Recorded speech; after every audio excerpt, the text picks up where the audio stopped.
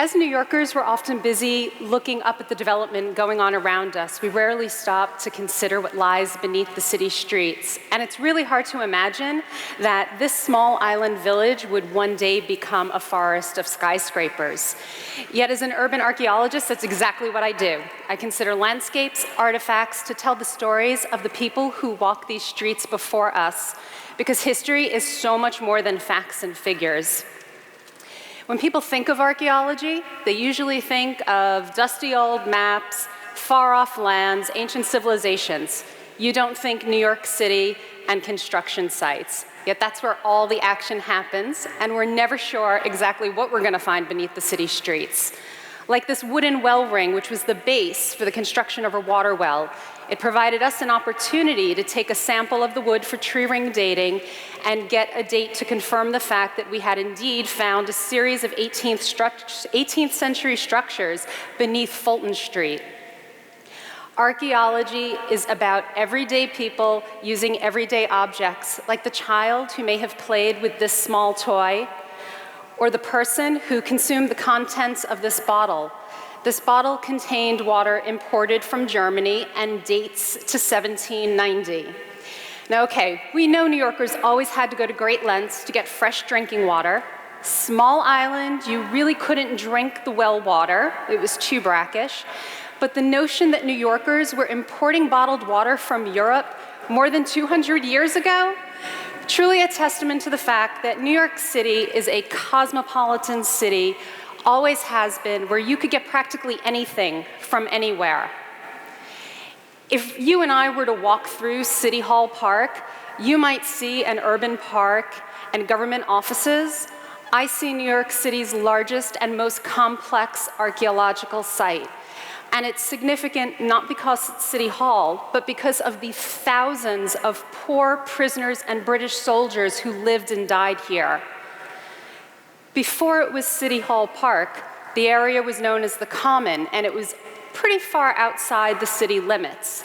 In the 17th century, it was a place for public protest and execution, and its remote location made it an ideal spot for the city to construct its first poorhouse. And it's from that period, circa 1735, that we find these bone buttons.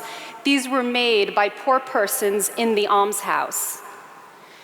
Poor persons in the almshouse were assigned various tasks to earn their keep, among them shredding old rope for reuse, dressing hemp, picking oakum, making bone buttons, in the thought that hard work would reform these poor persons into productive members of society. The almshouse served several groups: poor needy persons, sturdy beggars, idle wandering vagabonds, and reasons to be admitted: insanity, pregnancy, or being a widow or orphan who could no longer pay their way. Which makes this piece all the more interesting. This child's plate was found within the walls of the Bridewell. The Bridewell was one of the most feared and notorious prisons of its time, and it happened to have been right next door to the almshouse.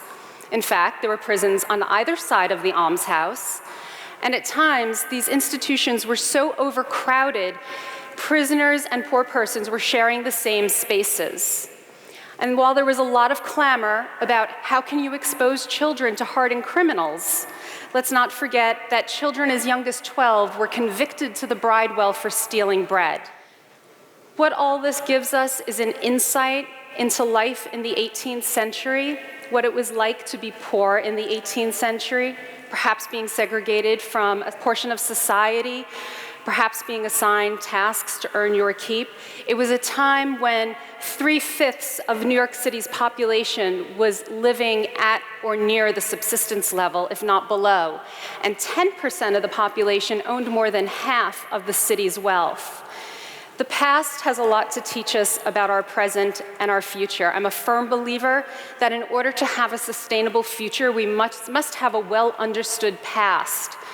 Archaeology affords us, New Yorkers, and pretty much anyone in an urban center, the opportunity to incorporate the knowledge of our past into our present-day dialogues, into the dialogues about our futures, incorporate the information into our shared spaces, And hopefully, it can bring all of our diverse communities within New York City, again, within any city, closer together. And if I can get just one person to think a little bit differently about what they see when they walk down the city streets or through an urban park, then I've done my job of sharing the past. Thank you.